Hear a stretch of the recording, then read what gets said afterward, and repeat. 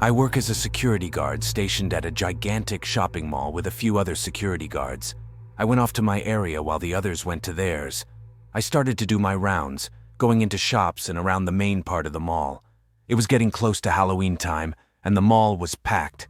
Then, that's when I noticed him, the cloaked figure coming towards me smoothly.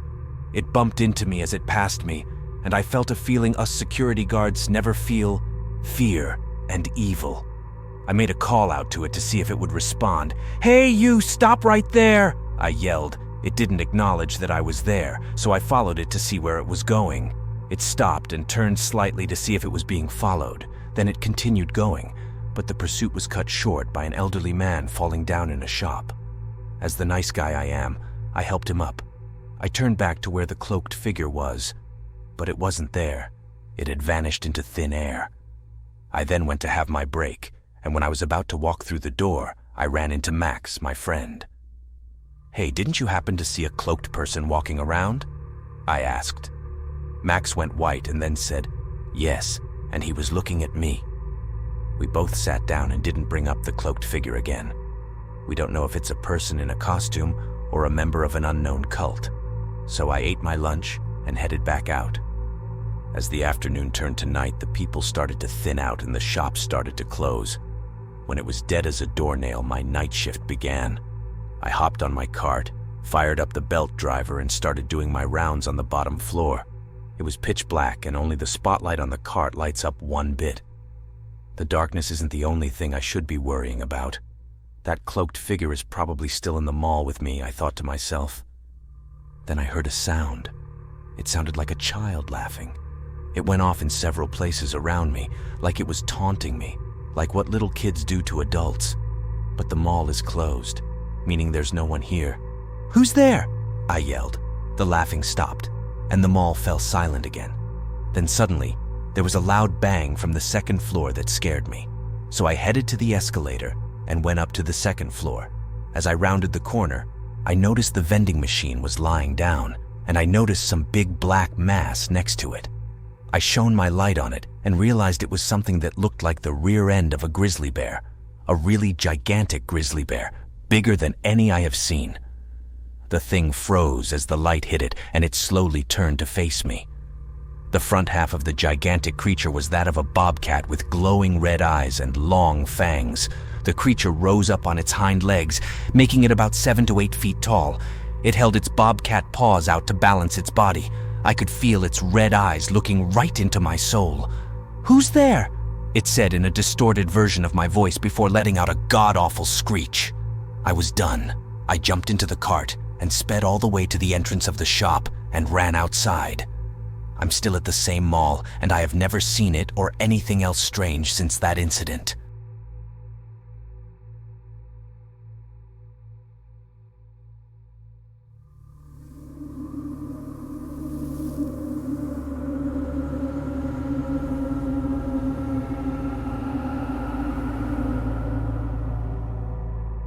I was in high school.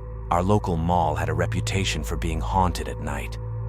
I don't know if this urban legend has been perpetuated at all since our class graduated, or if any of the kids who go to our school now would know about it, but everybody knew about it when I went there, and I can tell you exactly how it started. When I started working in the food court at the mall in our senior year, my elderly manager let me stay late some nights and close up for him when he couldn't be there himself. I was sometimes there after the mall was closed, and most of the other employees had gone home. I eventually became friends with one of the security guards, John. John was a neighbor and close family friend, and I felt safe there, knowing this guy had my back and would check in every so often to make sure I was okay. Fast forward a few weeks into working there, I was just finishing up at the mall and almost ready to leave for the night when John came walking up with a weird look on his face. He told me he thought there was someone in one of the bathrooms but hadn't seen anyone go in, and none of the other security guards were nearby, so he asked if I would please come with him. He just wanted someone to stand in the doorway while he went in to check. In case someone tried to sneak out, he would at least know that there had been someone in there, and he wasn't crazy. We went to the bathroom. It was the men's room specifically, and I saw that the lights were on inside.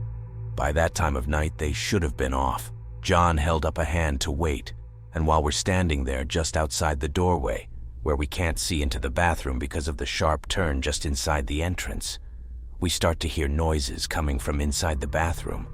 First, there's what sounds like someone peeing into one of the toilets, like a gallon worth of peeing, and then it finally stops and the toilet flushes. Then we heard footsteps shuffle across the floor, followed by water running in one of the sinks, and then someone ripping a paper towel out of the dispenser. John went in to catch this person while they were presumably drying their hands. He walked into the bathroom, and then I heard him just stop. He went from stall to stall, opening them one at a time, and then after a few minutes he came back to where I was. He said he couldn't find anyone. We both knew what we'd heard, so I had him stand watch at the entrance, and I went in to see for myself. I looked under all the sinks and looked inside every stall. There was no other exit, and nowhere that someone could have hidden to avoid being seen. These bathrooms didn't even have a trash bin. There was literally nowhere for a person to hide. After that, we decided to each write down everything we'd heard so that we could see if our experiences matched up. Our descriptions were exactly the same. As for what happened afterward, I gave my manager 2 weeks' notice the day after this happened and switched to the day shift. John stayed on another week after that before eventually he quit too, citing work-related stress. We both swore up and down that the mall was haunted, or at least that particular bathroom, but no one believed us. Before you say anything, this was a few years before the toilets in that mall were replaced with the motion-activated type, which meant that you had to manually push a button on the back of the toilet to make it flush. The sinks were motion-activated, but the paper towel dispenser wasn't. And that's what gets me. Because while I can believe that some kind of water pressure spike or faulty valve might be able to make a toilet flush on its own, there was no way for a paper towel to rip itself off of the dispenser unless there was a person there to rip it. And I definitely don't have any explanation for how a toilet could urinate in itself.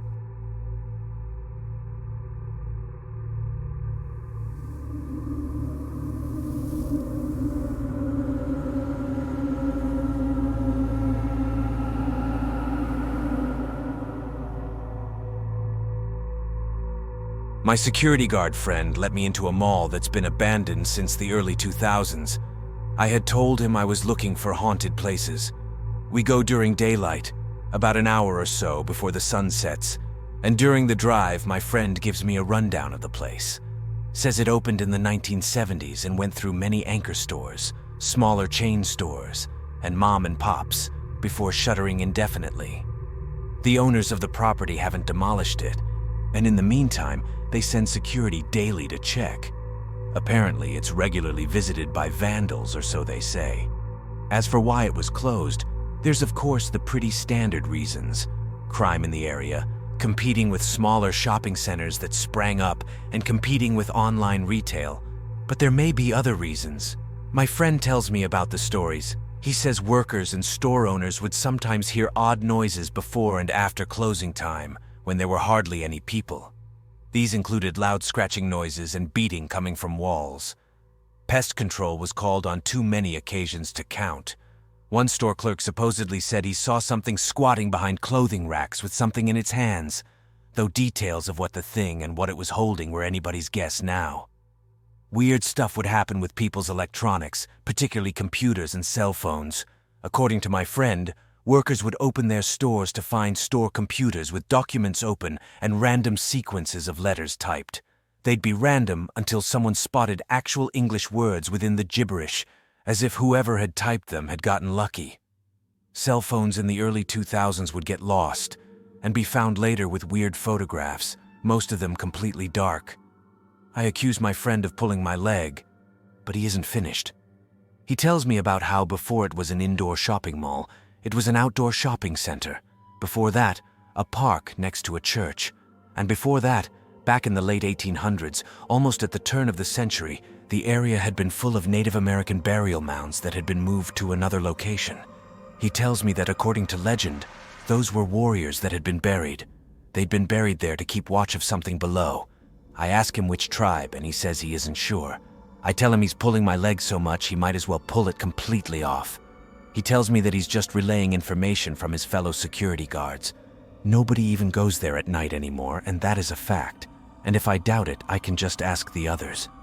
We drive up to the abandoned shopping mall and get out. Inside, the shopping mall has some natural lighting from the skylights. Things are in such poor condition, though, that it seems to have been shut down well before the early 2000s. My friend says the owners blame vandals who have put holes in the walls and ceiling. The owners gave up trying to patch them. Things get weathered more quickly because of that. Garbage litters the floor. There is no graffiti, but there are smears slathered onto and grooves cut out of walls. Glass has been busted out of railings and storefronts where there aren't plywood and concrete blocks. Insulation has been torn out of gashes in the wall and strewn all over the place. Mold is everywhere. The escalators wobble when I step on them. There is no power, obviously. We take similar escalators down like rotten rubber stairs to the theater in the basement. My security guard friend has to start using his flashlight, and I'm using my cell phone's flashlight app, so I'm unable to take as many pictures as I'd like. I did take a few pictures of a theater room we went into, a room absent of seats, but I don't think those are as relevant. What seemed most important to my friend was this hole he was telling me about. It was in the sub-basement. So we go down again, stairs this time, into a smaller area with pipes and generators. Beyond that bluish machine in the photograph above, and at the corner of that side of the building, we come upon a 6 feet by 3 feet or so hole in the concrete. The dirt directly beneath is loose. My security guard friend shines his flashlight on it so I can take a picture. My friend tells me they used to dare each other to go into that hole. Him and his security guard co-workers that come by here. They even used it to haze a couple of guys. That stopped, though, when one of their guys disappeared. He came back out of the hole, shaken, wouldn't say what he saw, and disappeared a few days later. He had a wife and a baby on the way, too. My friend says he doesn't know how or when that hole got made. At this point, I say how disappointed I am in him for embellishing the lie like that. I get ready to go inside. Isn't that what he's goading me to do? He tries to stop me, but I don't listen. It doesn't appear at first that the hole goes anywhere. I'm not worried, maybe not as worried as I should be, about the loose dirt crushing me. But when I stick my head in, I find that a passage large enough to crawl through goes off to one side. I wriggle in a little, using my cell phone to light the way. The walls are more solid farther in. It's like the hole in the concrete and looser dirt was dug into much older tunnels. It's stagnant and musty down there. I crawl a few minutes and snap a few photographs before I hear something moving in there with me. I want it to be coming from behind, just my security guard friend on the other side. But a grating, rasping sound is coming from up ahead of me in the tunnel, and there's no denying it's the sound of something crawling. It had been too dark to catch a picture of it, but when I shined my cell phone flashlight on it, I caught a glimpse. Its eyes were bright and almost liquid or plasma-like. Its jaw didn't appear normal either. Don't know if it was a trick of the dark and it was only some ordinary animal. Whatever it was snaked back a little ways before stopping. It disappears from my view while I'm crawling backwards more quickly than I'd normally crawl forwards. I'm shouting the whole time. I panic more when I feel something grab me from behind and pull. My stomach gets scraped to the point of bleeding from one edge of the concrete part of the hole, but I realize it's my friend that is pulling me out. I told him what I had seen and we ran back towards the stairs. Over the next few days, I posted my experience on an online forum. I go to sleep feeling uneasy about the whole thing, wishing I'd never shared it. When I woke up and checked the forum for responses, hoping someone could debunk that thing as some kind of animal, I noticed among other responses, my own response. But it's a response I never left, during a time when I'd been asleep. The response from what I thought must have been my hacked account has only the words "pic related" and a picture. To my absolute horror, it's a picture of me sleeping. I check my cell phone. There are several pictures on it of me sleeping. It helps me remember what my security guard friend said about cell phones being stolen, and weird pictures being taken on them, as well as weird things being written on computers at that mall. It also brings to mind the noises I'd heard outside the night prior, those that I'd convinced myself were just animals. Making rounds throughout my house, I discover something disturbing. I hadn't even noticed when it had happened. but one of my windows in the living room, muffled behind thick curtains and blinds, had been shattered, like the shattered glass inside that mall. I had a horrible feeling of dread for what was to come for me. However, nothing else ever happened. All I knew was that was the last of my curiosity.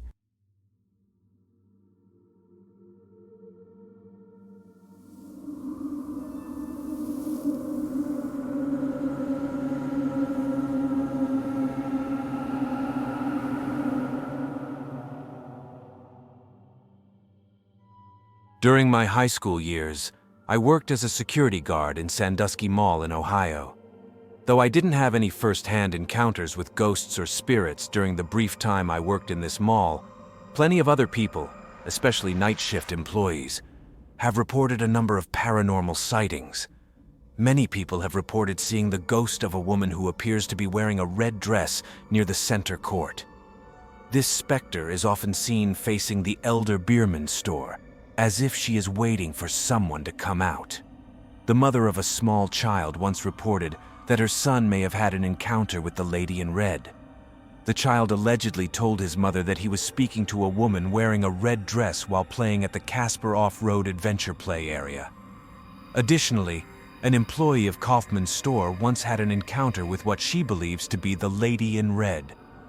While cleaning a fragrance display, the employee felt someone standing behind her. At the time, she assumed that it was her relief for a much-needed break, but when she turned around, no one was there. She was then hit with a rush of cold air and was pushed to the ground with strong force.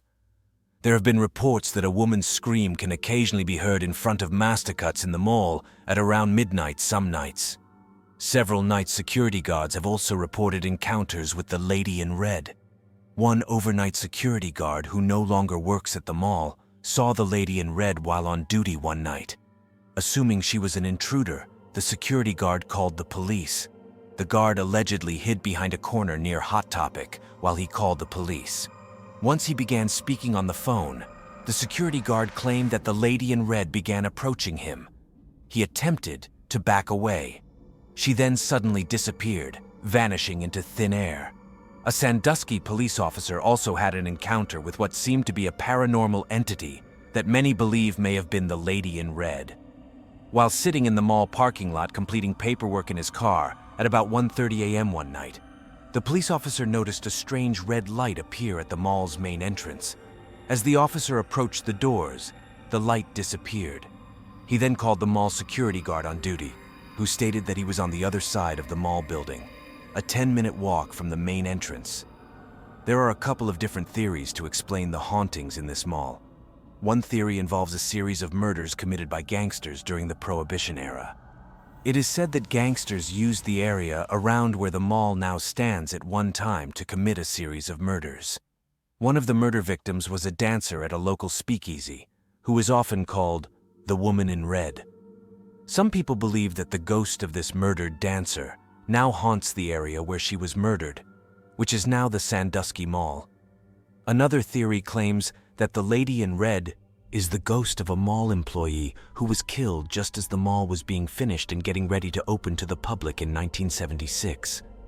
According to this theory, a tornado hit the mall, causing a wall to fall and kill a woman who was stocking one of the mall stores in preparation for opening day.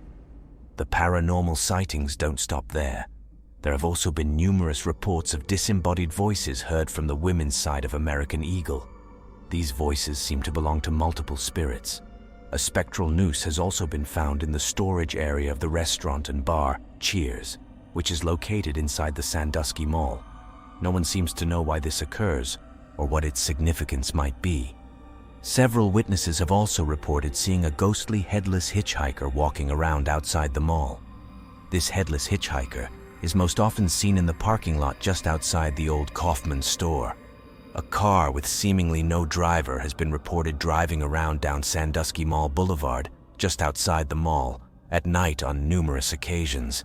Needless to say, these stories, true or not, were the reason I did not last long at this job.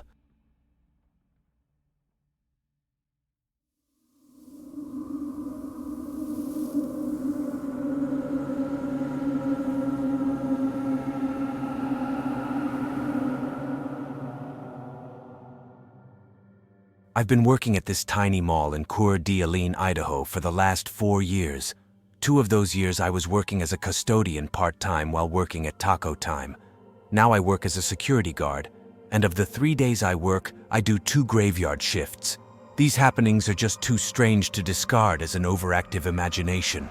My first experience was while working the closing shift as a custodian. I was finishing up the last 15 minutes before clocking out at midnight.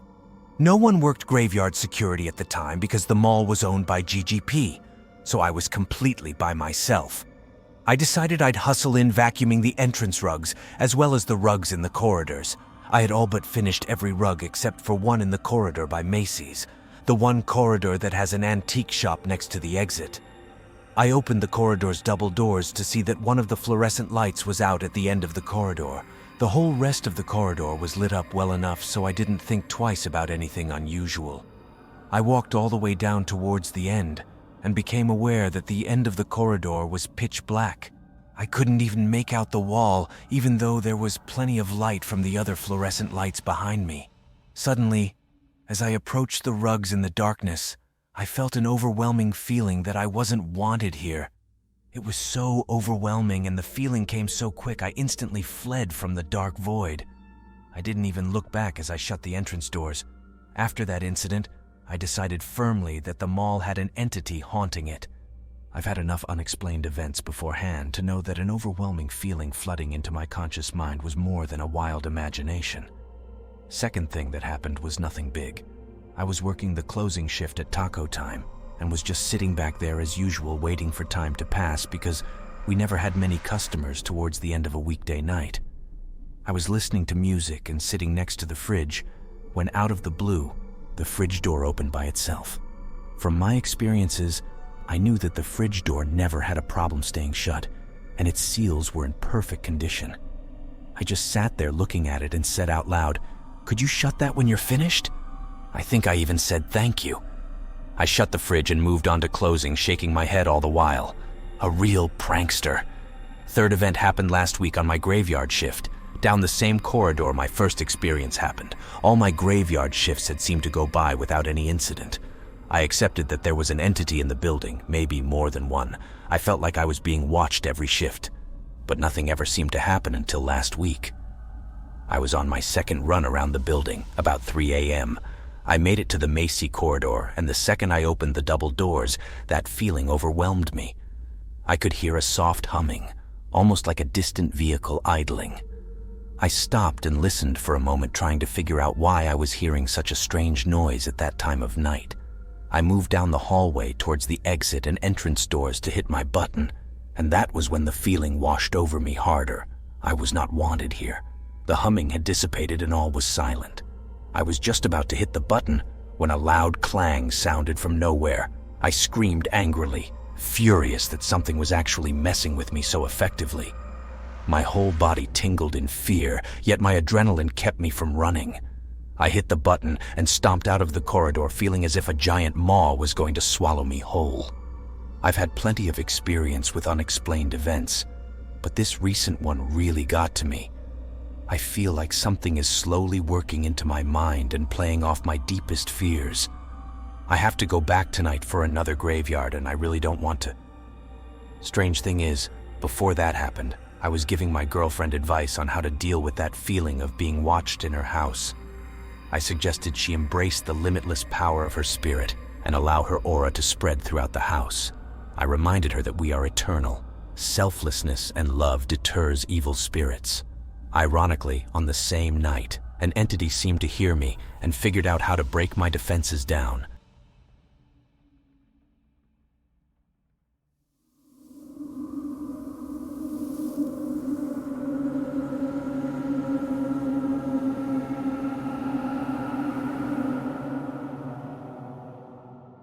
I used to work as a security guard at Crystal Mall in Waterford, Connecticut.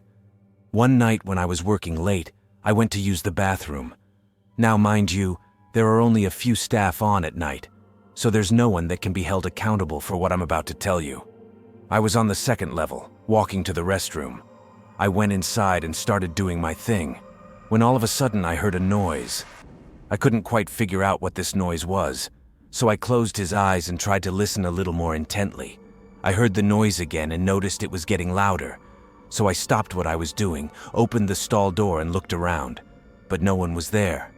When I started to listen again, I realized it was a whistling noise, like a small child lazily walking around and whistling a song.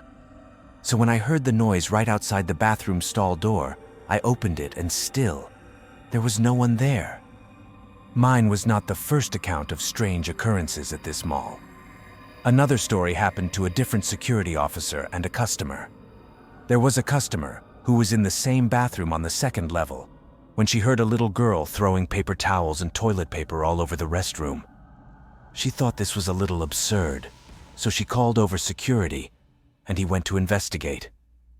He knocked on the door and asked if anyone was in there, but he didn't get any kind of response.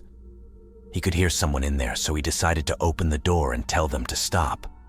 When he opened the door, he could see paper towels and toilet paper being strewn across the place.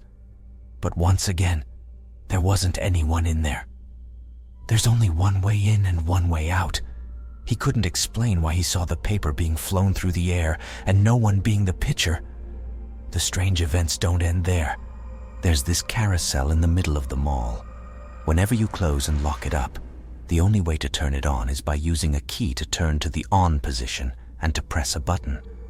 One night when my coworker Dave was on duty, he was on the 3rd floor. The carousel is on the 1st floor. All of a sudden, he heard the carousel turn on and heard the eerie sounds of a little girl laughing and giggling. He called for backup and ran downstairs. When he got to the carousel, it was turned to the on position and no one was near the thing at all. In fact, no one was anywhere to be seen. In another report, there was a new guy starting work as a security guard. It was his 2nd day, and he was already getting used to the rounds you have to make while being on duty. Well, the security guard went outside to go on his break. He got into his truck and started driving down the parking structure. He looked in his rearview mirror, casually driving, when all of a sudden, he heard a loud thump. It was as if he had run someone over. It was the middle of the night and he just ran someone over. Weird, but not so much because it was late and random people sometimes walk through the mall. So he gets out of the truck, looks around, and finds that no one was there. He calls for backup and gets back into his truck. Not a single soul. When he put his car in drive, he looked into the rearview mirror again. To his surprise, there was a little girl about 50 feet behind him. He got on the radio and called for his partner to hurry up because he had found a lost little girl. He looked forward and put the car in park. When he looked back at his rearview mirror one more time, he nearly jumped out of his skin. The little girl was now sitting in his back seat. He got right out of his truck, walked straight to his manager's office, dropped all of his stuff off and said, "I quit." A little background history on this place. As far as word of mouth is concerned, there were many farmlands here where small communities grew beans and avocados and things of that nature. Well, where this place was built, there was a family of 3 who owned a lot of the land. A mother, father, and a little girl. One day, the little girl was out playing on the tractor in the field when she accidentally slipped and fell off the tractor. As she fell, she turned the tractor on and it ran her over, killing her instantly. The coincidental thing about the name of this place is that her first name happened to be Crystal.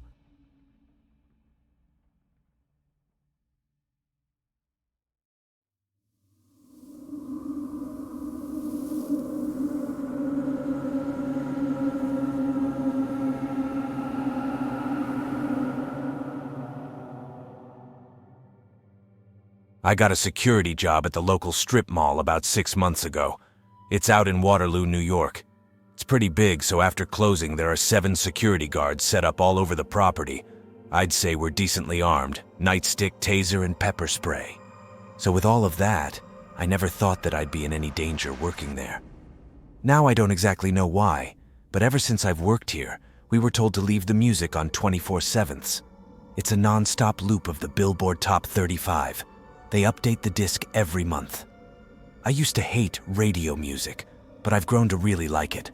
When I was forced to work alone, I leaned on the music more than ever. Silence is a bad sign at my work, and this was very true this past Friday. It was 11:30 p.m., Jess was on the other side of the complex, Harry was checking the perimeter, and I was walking around the Nike store. I was singing along to Budapest as I tried on shoes. Right before the song ended, I heard it. Nothing. I heard nothing. No music. Nothing.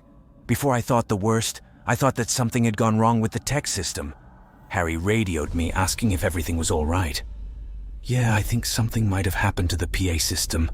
I'll radio back if I need anything," I said. The rain was hitting hard as I ran towards the food court, where the PA tech system sat snug inside an office located within the area. As soon as I entered the food court, I knew something was off. The soda machine had been moved. "Hello?" I made sure my voice didn't crack. After what was 2 minutes of tense silence, I ran to the office. The door was wide open. It was kicked in. I pulled my taser out as I entered the office. Someone had smashed the PA system, but bizarrely enough, nothing else was touched. The silence was getting to me. "Harry, Jess, I need you guys here now. Someone broke into the food court. Get here now." I was panicking. I sat in the computer chair, back against the office wall, waiting with bated breath until they both arrived.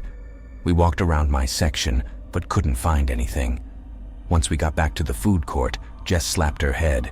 "Dev, please tell me you checked the security footage." I was so scared earlier that I completely forgot that the security office was right across from the tech office. I shook my head. All three of us marched into the security office to watch the food court footage. At 11:28 p.m., the doors to the food court opened.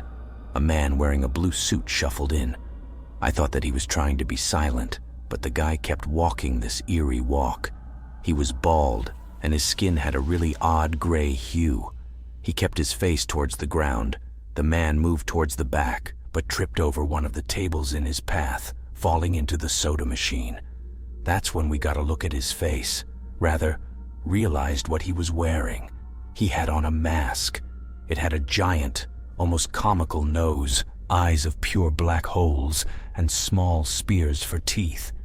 It was as if he knew his mask got caught on tape because he threw his left hand in front of it, shielding the disfigured mask from the camera. His hand was huge, like baseball gloves, with really long nails that looked like they were filed to a point.